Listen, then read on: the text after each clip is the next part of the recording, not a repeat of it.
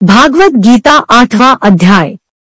अर्जुन ने कहा, हे पुरुषोत्तम, वह ब्रह्मा क्या है? अध्यात्म किसको कहते हैं? कर्म क्या है? अधिभूत क्या और अधिदैव क्या कहाता है? हे मधुसूदन, अधियज्ञ कैसा है और इस देह में अधिदेव कौन सा है? मरने के समय में स्थिर चित्त वाले लोग तुमको कैसे जान जाते हैं? श्री कृष्ण भगवान बोले, जो अक्षर, अविनाशी और परम सबसे बड़ा श्रेष्ठ है वही ब्रह्मा है। प्रत्येक वस्तु का स्वभाव अध्यात्म कहता है और समस्त चराचर की उत्पत्ति करने वाला जो विसर्ग है वह कर्म है। जो देह आदि नाशवान वस्तु है वह अभिभूत कहाता है। विश्व रूप जो विराट पुरुष है वह अधिदेव है, और हे पुरुष है वह अधिदैव है, और हे पुरुषों में श्रेष्ठ। इस देह में मैं ही अधियज्ञ हूँ। जो अंतकाल में मेरा ध्यान करता हुआ और शरीर त्याग करता है वह निःसंदेह मेरे स्वरूप को पाता है। हे कुंती पुत्र, अंत समय मनुष्य जिस वस्तु का स्मरण करता हुआ शरीर त्यक्ता है वह उसी को पाता है। इस कारण सदैव मुझ ही में मन और बुद्धि को लगाकर मेरा ही स्मरण करते हुए संग्राम करो, तुम निःसंदेह मुझको आ मिलेंगे। हे पार्थ, अभ्यास रूप योग से युक्त हो दूसरी और न जाने वाले मन से सदा चिंतन करता हुआ पुरुष परम और दिव्य पुरुष को ही प्राप्त होता है।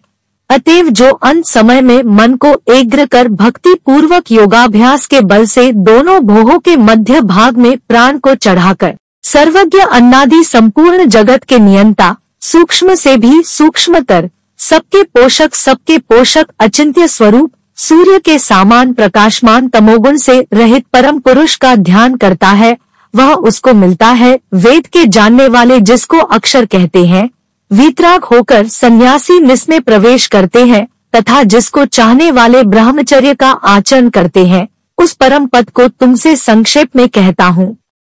सब इंद्रियों द्वारों को रोककर मन को हृदय में धारण कर प्राण को मस्तक में ले जाकर समाधि योग में स्थित इस अक्षर का उच्चारण करता हुआ देह को यागता है, उसे मोक्ष रूप उत्तम गति प्राप्त होती है। हे पार्थ, जो मुझ ही में मन लगाकर नित्य प्रति मेरा स्मरण करते हैं उन सदैव स्मरण करने वाले योगी को मैं बहुत सुलभ रीति से प्राप्त होता हूँ। मुझको प्राप्त होने पर परम सिद्धि को प्राप्त करने वाले महात्मागण फिर यह जन्म धारण नहीं करते जो नाशवान और दोहक का घर है।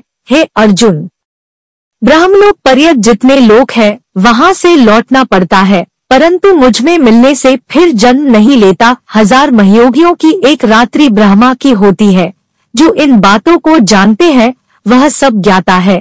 ब्रह्मा का दिन होने पर अव्यक्त से सब व्यक्तियों का उदय होता है और रात को उसी में लय हो जाता है। हे पार्थ, समस्त चराचर वस्तुओं का यह समुदाय दिन में बार बार उत्पन्न होकर रात्रि के आगमन में लीन हो जाता है। अव्यक्त से परे दूसरा सनातन अव्यक्त है जो इन सब के नष्ट होने पर भी कभी नष्ट है होता। उस अव्यक्त को ही अक्षर कहते हैं।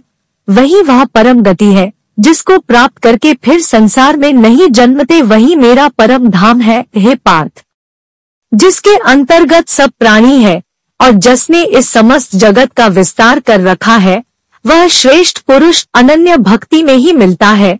हे भरतशर, जिस काल में लौट आते हैं अब वह काल बतलाता हूँ। जिस काल में अग्नि प्रकाश और दिन शुक्ल पक्ष हो, ऐसे उत्तरायण के 6 महीने में मृत्यु को प्राप्त हुए ब्रह्मादिक ब्रह्मा को प्राप्त होते हैं। ध्रुम्र रात कृष्ण पक्ष दक्षिणायन के 6 महीने इनके मध्य गमन करने वाले चंद्रमा की ज्योति को पहुँचते हैं और लौट आते हैं। संसार की नित्य चलने वाली शुक्ल और कृष्ण नाम की 2 गतियां हैं। एक से आने पर लौटने पड़ता है और दूसरी पर फिर लौटने नहीं होता है। हे पार्थ, योगी इन दोनों गतियों का तत्व जानता है, इसी से मोह में नहीं पड़ता। अतएव हे अर्जुन, तुम सदा योगयुक्त हो। वेद, यज्ञ, तप और दान में जो पुण्य फल बतलाए गए हैं, योगी उन सबसे अधिक ऐश्वर्य प्राप्त है।